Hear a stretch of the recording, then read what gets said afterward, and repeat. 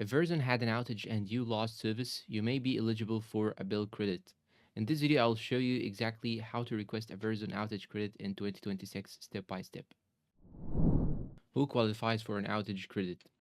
You may qualify if you experienced a Verizon network outage. The outage lasted several hours or more. You had no service or major disruptions. Your account was active and in good standing.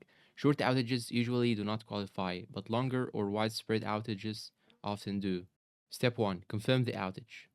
Before contacting Verizon, check Verizon's network status page. Look for outage alerts in My Verizon app. Verify the date and duration of the outage. This helps support approve your request faster. Step 2. Request the credit. You have two options here. Option 1 and Option 2. Option 1, My Verizon app or website. Log in to My Verizon.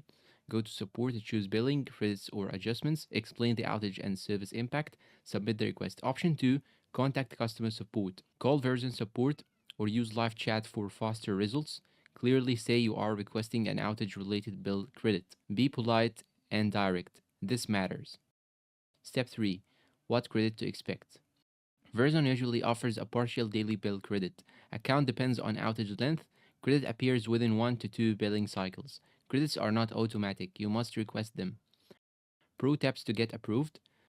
Contact Verizon as soon as possible. Mention loss of work, calls, or data. Ask directly, can you apply an outage credit to my account? And that is how to get a Verizon outage credit in 2026. If this video helped you out, please support us with like, subscribe, comment, share. Thank you for watching and see you in a new tutorial.